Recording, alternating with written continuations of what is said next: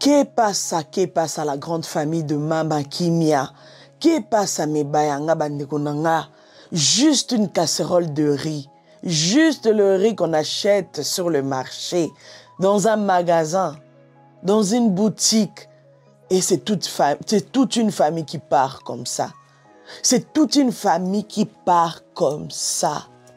La grande famille de Mama Kimia.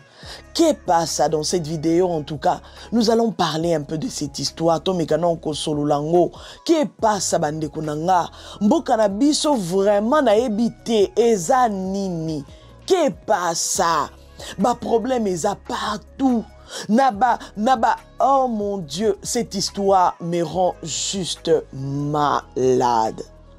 Salut Tomé Bayanga, salut toute la grande famille de Mama Kimia, salut tout le monde, j'espère que vous allez bien, j'espère que tout va bien. Voilà, moi c'est bel et bien votre Mama Kimia Sarah, la queen de la SAP, la queen des médias, la mère des nations. Oui, si vous n'êtes pas encore abonné sur cette chaîne, en tout cas n'hésitez pas à commencer déjà à le faire pour ne rien manquer, parce que ici, on partage tellement beaucoup de choses dans le bon et dans le respect de tout le monde. Alors la famille, Tolali Tolamouki, nous dormons, nous nous réveillons comme ça avec cette histoire qui a touché en tout cas beaucoup de cœurs, qui fait mal à beaucoup de personnes. En tout cas, nous qui sommes sensibles à ces genres des choses, franchement, on ne peut pas passer comme ça sans parler et sans sensibiliser la communauté, la famille, les gens et tout. La grande famille de Mama Kimia, bande konanga, na oyebate na lobanini, na oyebate na sala émission ona munoko nini, na Swahili mishiuwe, mishina tena na mishone kintu kya kusema. Je ne vois pas. C'est tellement atroce, c'est tellement fort. Donc là vraiment, je vais vous mettre des vidéos, des témoignages, des vidéos, vous allez voir comment est-ce que ça se passe sur place. Comment est-ce que les gens sont dans les chauds, parce que là, franchement, je pense que ceux qui maîtrisent les athées, batubako bomana, batubako salana mabe, parce que cette histoire, ça doit vraiment nous réveiller, ça doit vraiment nous apprendre beaucoup de choses. Oui, c'est vrai. C'est vrai, si les parents ne travaillent pas, les enfants, comment est-ce que la famille va survivre? Comment est-ce que la famille, la maison sera payée? Comment est-ce que ma frère à Minerval, il y a ma frère à l'école et que ça l'a payé? Donc, c'est-à-dire que, parce que là, j'ai entendu, il y a des gens qui disent ouais, mais la famille, nous connaissons tous la vie de notre pays en Afrique, comment ça se passe. Nous connaissons tous. Misala malonga batuba nangote. Misala malonga batuba zanangote. C'est-à-dire que batufo ba bimara tous les jours ba luka kabaliaka tous les jours na to 10 jours bande konanga. Donc on ne peut pas être là à chercher à condamner les parents. Oh non, vous partez. Oh non, nanana. Non. Makamtang weyaka bolukara te bolukara échappatoire te. Ne cherchez pas à commencer à chercher des petites bébêtes à côté à droite. Non. Bah parents baké moussala comme d'habitude. Bah ça l'a déjà depuis longtemps. Ils travaillent, ça fait des années. Pourquoi c'est arrivé aujourd'hui? Pourquoi c'est que maintenant que ça se passe?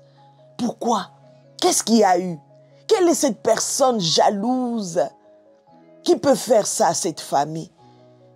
Quelle est cette personne de mauvais cœur qui peut faire subir ça à cette famille? Pourquoi? Why? Pourquoi? Duanini? Boachini? Pourquoi? Pourquoi? Nabana batu bauti vacances kombaye congé. Baye pour bas sepela na bandeko na ba musu ba vanda. Ba kolisa lisusu vie de famille. Ba vanda na kati ya chaleur familiale. Et tala ndenge ezo sukela bango. Pourquoi ça? Pourquoi cette haine?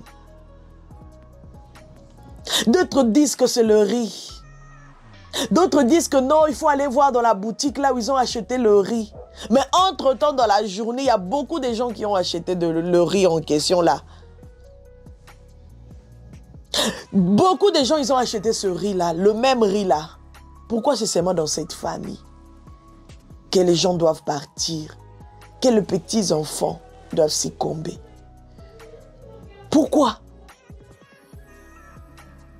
D'autres personnes disent que oui, il faut regarder un peu parce qu'il paraît dans l'histoire, il paraît que voilà la jeune fille qui avait fait à manger, qui avait cuisiné le riz, avait demandé un peu de sel à la voisine, à la maman, la propriétaire de la parcelle, voilà, entre guillemets. C'est elle qui a donné le sel et tout, donc il faut aussi regarder cette option-là. Oui, on ne peut pas négliger tout ça là. Tout ça là, je pense que ceux qui vont enquêter sur cette situation, sur cette affaire, ne doivent rien louper. Il paraît qu'ils ont pris fuite. Pourquoi? Pourquoi la propriétaire et les autres du parcelle, ils ont pris fuite? Pourquoi? Pourquoi Bakimi? Pourquoi ils sont partis au fait? Pourquoi ils ont fui? Ils se reprochent de quelque chose? Est-ce qu'ils se reprochent de quelque chose? C'est-à-dire que, s'il vous plaît, essayez un peu de voir, vous qui êtes sur place là, policier, en tout cas, je sais pas. Essayez un peu de voir cette histoire. Pardon. Banabatu, rempli d'avenir. Peut-être ma parent baza, et ça coûte que peut-être ma parent baza peut coacher la montée mais que banananga nazobo kolana pasio yo. Banananga bazala batu, banananga ba lobi basala, lobi bazala, na chela bango pe motema na retraite na ngai. Je suis en train de travailler dur, je suis en train de sortir tous les matins et tout, je suis en train de me donner corps et âme. Nous sommes en train de sortir parce que ce n'est pas seulement le papa et la maman aussi. Elle part chercher Kala Ingang ou Kala technique. C'est-à-dire qu'il faut travailler pour manger. Il faut travailler, il faut sortir parce que le loyer doit être payé. Parce que les enfants doivent aller à l'école. Parce qu'ils doivent s'habiller. Parce qu'ils doivent boire, ils doivent manger. Et voilà le manger en question. En le mois de la femme, et comme Manasuka, nous sommes presque à la fin de ce mois de mars. Comment est-ce qu'une mère, toute une famille, peut vraiment fondre en larmes comme ça? À cause de ça, les amis. Est-ce que nous devons encore dire que nous devons encore nous sensibiliser que oui, il faut être prudent. Oui, c'est vrai, il faut être prudent. Oui, on fait toujours de notre mieux pour couvrir les casseroles quand tu prépares, quand tu finis de faire à manger, quand tu dois sortir. Et on essaie vraiment, oui, c'est normal de couvrir les casseroles. Qui a déjà fait à manger et laisser la casserole ouverte? Qui? À moins que Bolo Bakibouana ait fini qu'on a à côté. Mais je pense que toutes les maisons, on essaie quand même de couvrir bien convenablement nos casseroles. Mais pourquoi? Pourquoi ça, cette famille? Pourquoi c'est arrivé à cette famille? C'est la question que toi aussi tu dois te poser. Pourquoi c'est arrivé à cette famille? Pourquoi c'est seulement cette famille qui est en train de pleurer? Est-ce qu'ils méritent ça en ces instants? Est-ce que toi tu es meilleur qu'eux? Est-ce que tes enfants sont meilleurs qu'eux? Non. Non. Non. En tout cas, la personne qui maîtrise cette situation, la personne qui connaît en vrai la réalité, les vérités et tout ce qui s'est passé sur cette affaire, il n'y a que Dieu seul. Celui qui est là pour faire grâce à celui qui veut. Celui qui renouvelle le souffle de vie. Oui. Vous allez dire pourquoi Nzambe asimaki banote pona ko sala ke komate bokoloba nyonso bokoki oloba. Mais Nzambe boko ayebi pourquoi c'est arrivé. C'était juste pour vous dire, c'est lui qui est au contrôle de toutes choses. C'est lui qui est au contrôle de toutes choses parce que on peut beau bien dire tout ce qu'on veut. On peut même manquer de mots, comme là, je suis en train de chercher vraiment mes mots pour faire cette émission. Mais c'est pas facile, la famille. Quand vous allez voir les images, vous allez voir comment la maman, elle ne sait même pas comment pleurer. Elle ne sait même pas. Elle va dire quoi? Elle va pleurer comment? Elle va pleurer qui? Elle va laisser qui? Elle va faire ça comment? Elle va commencer par qui? Elle va commencer par qui et laisser qui? La famille. Ceux qui m'ont abonné ne comme la yote. Kumi Sanzambe. Et puis, en oyo ezana mboka na biso. En oyo batu ba komi na ngoya kochela batu ba biloko mabe na kati. Ya koluka ko bebisa toute une famille, toute une génération. En oyo ezo utawapi bandeko na nga. On préfère vraiment aux biloko mabe o tchana loso abana batu o tchana mungo le bibino na lukarabino depuis longtemps. Est-ce que tu as ça maman lupangu mtasali bongo to yebite? Est-ce que tu as eza mutu mo bone oleka aleka ki na nzela ou bien aleka ki na kati ya lupangu wana aya déposer loko to yebite? Est-ce que nzungu loso wana ezalaki na nini na kati ngana yo to yebite? Qui a mis ça dedans? Comment est-ce que le riz qui est tout blanc, comment est-ce que le riz peut changer de couleur? Comment? Comment la famille? Comment? Comment? Qui a fait ça? Qui a fait ça? Les amis. Bon, là, ça reste que non. Maman Bima qui bon assemble la quitter ou bien assemble la quitter. Non, toi, bibi sonyo son qui sait comment les femmes se battent pour aller dormir dans des églises tous les jours, tous les jours. Les hommes, bazo qui na makolo papa tous les jours. Bazo sambe la ratongo midi pourquoi Nzambe. Nzambe, t'as la vie nabiso. Nzambe, regarde comment nous sommes en train de vivre. Nzambe, essaye de voir notre situation. Nzambe, banananga. Toyebi biso nyonso ba Congolais ndenge to sambe la katobele la Nzambe.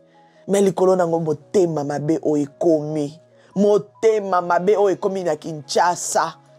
Na yebite. Na yebite so ba bwa keli biso sort à motema mabe na yebite ezanini.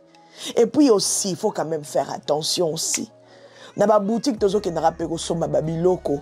Vous savez dans ma boutique, tellement que bantassement pe le kaka mingi. Banyama pe ebele bakoki okota bakota rakota. Ouais, ça il faut pas oublier. Bampuku bazare belé na kati ba maison, ba magasin. Ça il faut pas le nier. Ngamoko na sala na ba supermarché na ba Kinshasa wana. Ngamoko na yebi. Na yebi. Je sais de quoi je suis en train de vous dire. Bampuku bazalaka lokwa eloko mususu. Ponani, tellement que tous ala naba système ba kwanta se biloko, plus besoin de se biloko, plus place fait full ezali, bampuku bayaka kaka. Soki mpuku asubi na biloko, vous assure vraiment que borobika. Soki mpuku asuba ki na loso wana, vous assure que borobika. Soki jeko mo boyaleka ki wana tiki matière na ye, vous assure borobika. Borobika te likolo na ngombiso to yebi jeko comment est-ce que boma pe ba famille ebele na ba Kinshasa wana. Nous le savons, il y a beaucoup des histoires par rapport à Nyamawana, Jeko, Wana, Mouké, comment est-ce que Sili, sa famille est belée. Bama solo ezaka na to ala soko beti, okomona bama solo eza. Na tire binoka ka attention. Na bendi binoka amatoi. To ça l'attention. Et puis ndeko na biso ba pakistanais o ba ekoya ko vanda na bamboka na biso ba chinois ba eko vanda na bamboka na biso. Babiloko pe mususu bazo teka wana ezaka ka conseil en passant. Babiloko mususu ba mélange le soutan avant d'attendre pongi katana kinga par rapport à cette histoire. J'essaie un peu de scroller un peu sur Facebook, chercher des images, regarder un peu qu'est-ce que je vais vous rassembler pour venir vous montrer et tout. Je suis tombé sur des vidéos place bazo sala ceux qui pakistanais ceux chinois, ils sont en train de faire du jus. Du jus. Si je retrouve encore cette vidéo-là, je vais vous le mettre pendant que je suis en train de parler. Du jus. Mais jus, il y a mais la jus d'orange, jus d'ananas, il faut quand même, tout le monde a moi, orange, manine, moi, il aura frais. Mais on va jus au bino boa comme melara, au bino boya bo staffé, bon, on a le quoi, le coup, et tout. Nous avons que malade, kabo mi baxel na nzoto. Façon ba osala jus wana ba mélange ba poudre moko boye poudre ba liquide moko boye mafuta moko boye na Seigneur nyonso kana Congo nyonso ezomela ezo atanga ana poto mobali na nga yebi to somba biloko n'importe où te Tosomba biloko et pas ma pakistanais. Donc na kosomba ka biloko ya biso ya olia o ba pondo ngo truqué o ba ba kenda kolona ngo sona ba mboka na bango kuna. Donc e koma pondo. Ba ndeko na biso so bo to senga mino biloko olia bo tindela biso ta ba pondu ba nini.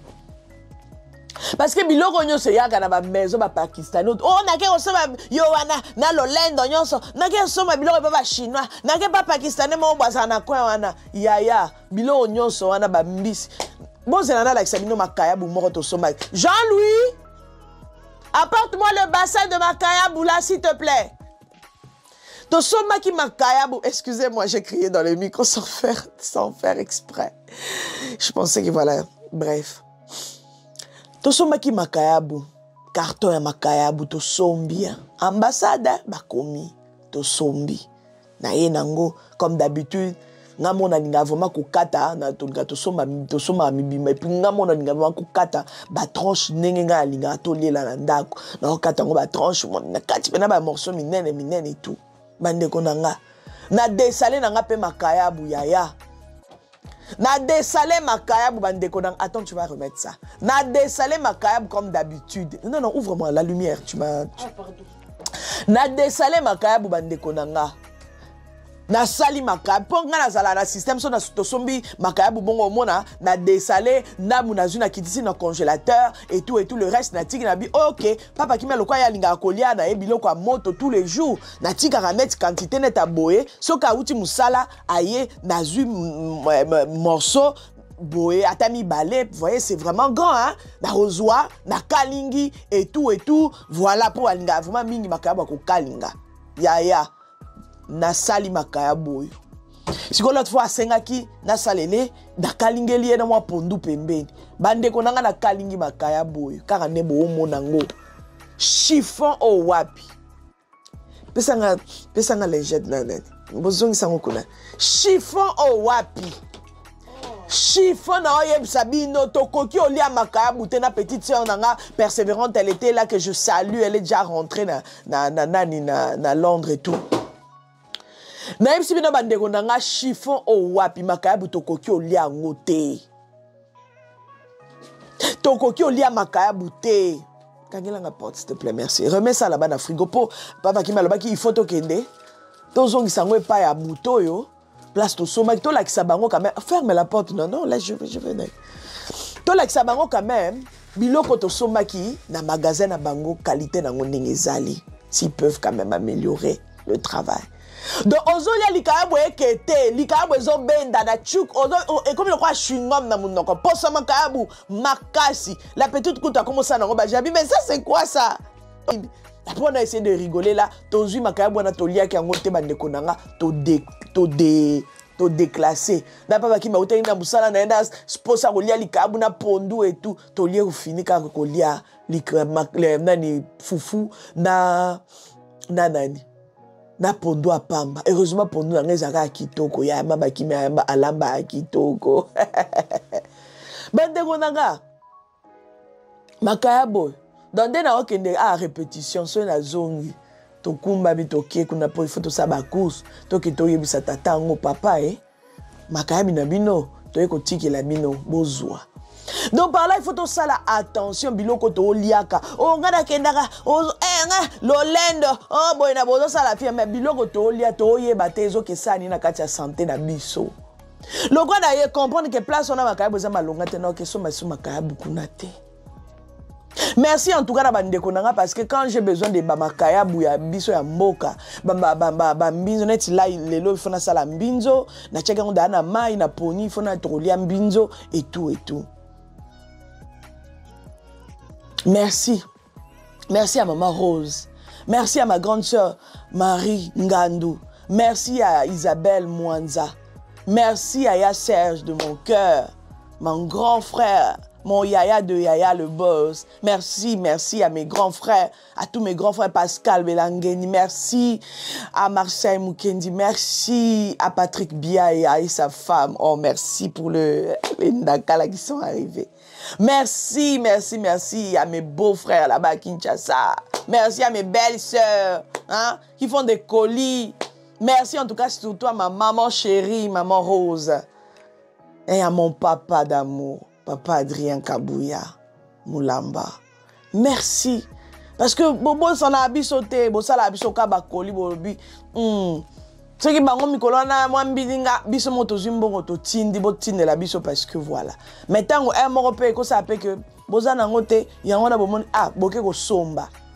Maintenant là ba résultat. Le quoi na yebi boy. Mais la macabre non somba soana te. La famille, faisons attention. S'il vous plaît, faisons attention. Famille ezolé là. Ba l'équipe sont de l'autre côté. To l'équipe bango pene l'autre côté. Mais ceux qui t'ont vivre, ezaka ngolu. C'est ba na biso to lamu ki to za en paix. To lamu ki pozo bele la paix comme moi mwana. Ozo bele la paix comme moi mobali. Bozu pe bo seki bo lambi pe bo lie. Ezaka ngolu anzambe.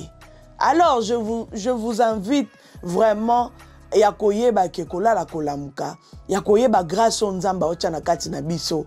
Ezaka ngolu. Eza parce que tolingite, eza ka ngolu. Tokumisa nzambe na otoza nango pete tokumisa nzambe. Alors la famille, je vais vous mettre maintenant les vidéos, vous allez regarder. Vous allez voir. Là c'était vraiment, je devais parler quand même sur cette histoire. Voir les images c'est bien beau, mais aussi parler beau et ça l'ara bien parce que ça linga passe 3h30 pongier silinga. Na sambeli na sisi na bandi na bina kota na tala makamwango na kota na tala tabato bande ko na biso ngene ko sota ba image sur place na tala ba lien peso kota kaka nzungwa loso ebi mu batu nzungwa donc moteme sukinga na binza metana la mukana tongo na bongisa na ndako na nga c'est le week-end quand je vais finir après je vais m'asseoir avant de sortir les 20 minutes là avant d'aller à la répétition. Je vais faire une petite émission vite fait pour Nalobelata li Kamboyo. Soyons prudents. Soyons prudents. Parce que tu as habité place peut-être au Somba, au Kimi, au Lobina, au Somba, nanga biloko pande konanga congolais te. Donc ce n'est pas chinois. Chinois qu'on a sumoke au lieu biloko nyawa subelaki mpukwa subeli jekwa kufeli na kati. Pourtant qu'on n'est pas partant de qu'on a place au Kimi ko Somba biloko, peut-être biloko zaki na malam. Tozo yebate, bato tozo vanana ba on a ba quartier. Qui est bon, qui n'est pas bon? Qui a un mauvais cœur, qui n'a pas un mauvais cœur, qui a un bon cœur? On n'a pas la maîtrise de tout ça. Pour moi, comme les familles, nanya yebi, nanya sali bango mabe, nanya zo yeba na minito ki mabe wane uche pas songolo pakala. Est-ce que pas isa pas maman mukolo lupang? Est-ce que ça pas ma voisine? Est-ce que ça mutabande ko le canal lupang moni nzonga bloka chelo kamabe? Est-ce que ça place va soma ki loso? Trop de questionnements dans la tête. Alors Bakonzi Mboka, s'il vous plaît, en tout cas, essayez de voir un peu cette histoire de près. Essayez un peu de voir cette histoire de près. Et s'il faut punir, en tout cas, que les gens bakota boloko parce qu'ils ont ôté des vies des autres personnes, franchement, s'il vous plaît, bandeko ba papa nabiso, ne laissez pas cette histoire passer comme ça. Na bele libino mama, la mère des nations, ayeko bele labino, mama kimi ayeko bele labino, en tout cas, botikango le kaboete. Vraiment, je vous dis merci beaucoup de me suivre. Je vous laisse maintenant les images et on se retrouve juste après.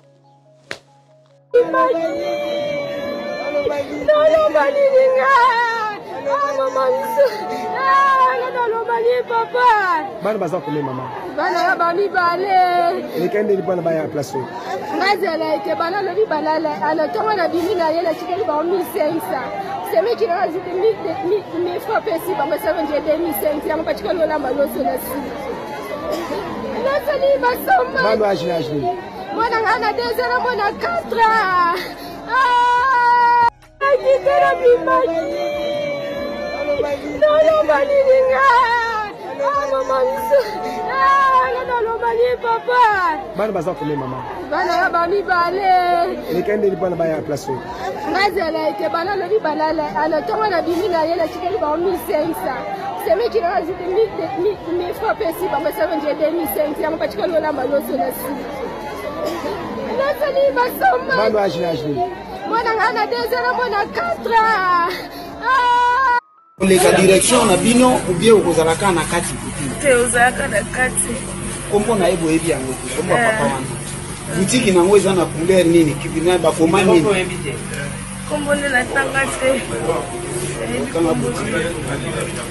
bosomba kilo tolanda bipai misusu baye koloba ete basilaki kosenga to pe mungwa soit huile mafuta balambelaka pona batia na loso bango baliaki mungwa biso pe kana kasa pa mama na bango moko ava bima nda tseki moto atema ya loso mama ye moko nda tikala osenga mungwa tseli bana na loso nde biso pe kama mungwa pe biso to yoki ka bongo po bana ezala ngo bongo te ba to yebi te ke mungwa so mama singa ki pa nani to yebi te place to yeba te so ute place bazo lo ba ete azwaki huile soki pe quelque part yaki na mpati huile tie huile somba ki ko somba po batia na loso eloko mama singa ki ye moko zaka mungwa huile nde ba somba ki ko somba bana loso ba somba ko mama ye moko asenga ki mungwa atiaki na biloko atina biloko ava bima atika lo tiki la bana maya loso na moto pe ye ba vase baliaka na bango bakimi esali biso pasi tokotuna motuna pona nini bakimi tokotuna motuna kasi yango ngape nazo mituna pona nini bakimi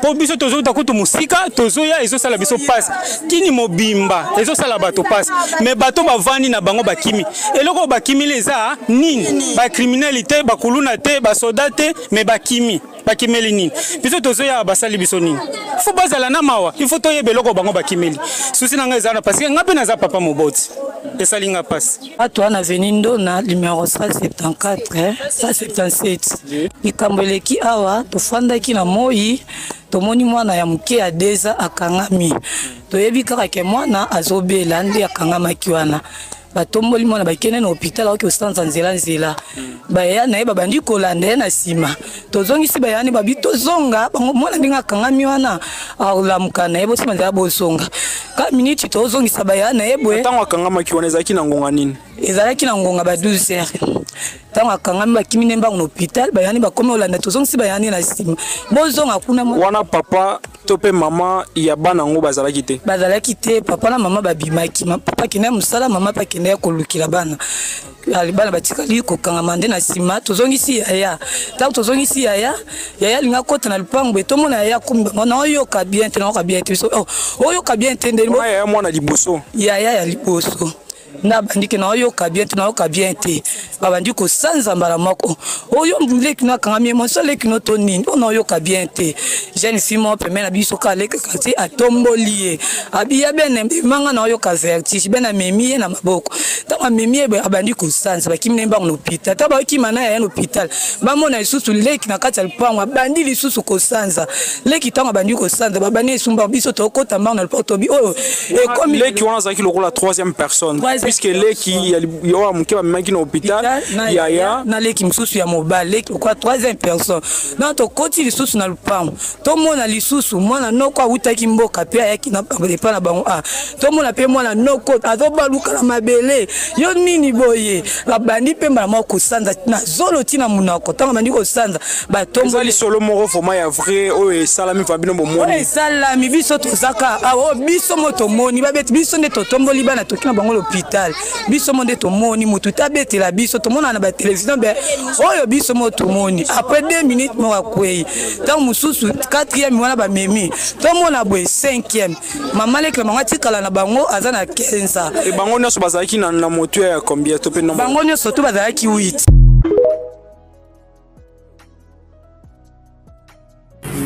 si kote matsa crédit esika baza pembeni na shop okoleka direction na bino ou bien okozalaka na kati te ozalaka na kati kombo na ye boyebi yango te kombo ya papa wana butiki nango eza na couleur nini kibina bakoma nini kombo nde natanga te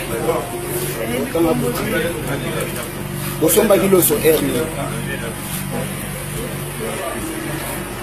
bosombaki loso nango air nini er bosombaki loso oyebi te nani akendaki kosomba ngo yo mo moto okendaki kosomba er bozalaki kolamba bozalaki na banani na lupango boza bato boni baporte boni na kati ya lupango esika bozovanda boza 3 porte bozala baporte misato bino boza na suko bien nayeba ndeni bino boza na suka kote bakendaka na toilette bino nde porte ya suka wana olambaki loso na se ya nzete te na se ya nzete te olamba yango na ndako bie libanda oza kolamba libanda Yo chaki bilo ni na kati. Chaki eloko boteka nde bolambaki wana nde bolambi apres bolie. Ese boliaki yango? Tango bolia yango nde bandi koyoka malamu ta. Apasa. Ozana eloko koyebisa ngai. Eloko ezate, d'habitude place nini? So zikwa na biso. Si bikota matsa crédit. Esika baza pembeni na shop. Okoleka direction na bino ou bien okozalaka na kati kuti. Te ozalaka na kati. Kombo na yebo yebi yango te. Kombo papa wana. Boutique nango eza na couleur nini? Kibina ba koma nini? Kombo nde natanga te. Kanga boutique. Bosomba kiloso R nini? Bosomba kiloso nango R nini? Bosomba kiloso oyebi te. Nana kende kosomba ngo.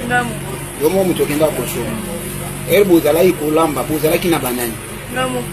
Na lupango boza bato boni. Baporte boni na kati ya lupango esika bozuka. Boza 3 portes. Boza ba porte misato. Bino boza na suko bien na ebande. Bino boza na suko côté bakenda na toilette. Bino de porte ya suka wana. OK. Olambaki loso na CNZT. CNZT. Olamba yana ndako bien banda. Boza kolamba banda. Yo chaki bilo ni na kati. Chaki eloko boteka nde bolambaki wana nde bolambi apres bolie. Ese boliaki yango? Tango bolia yango nde bandi koyoka malamu ta. Apasa. Ozana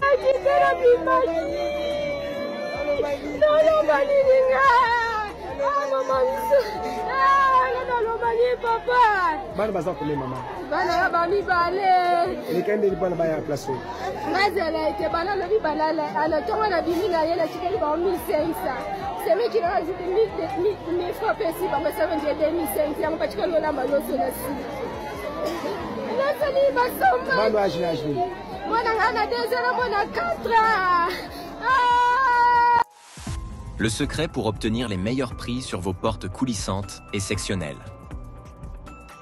Avec Ditelkin, découvrez les meilleurs gadgets pour sécuriser vos portes et planifiez un aménagement parfait avec nos portes coulissantes.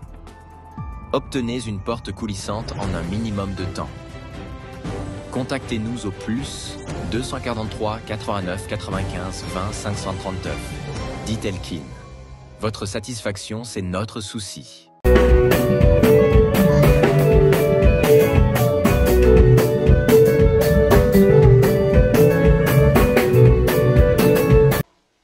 Dieu m'a ça.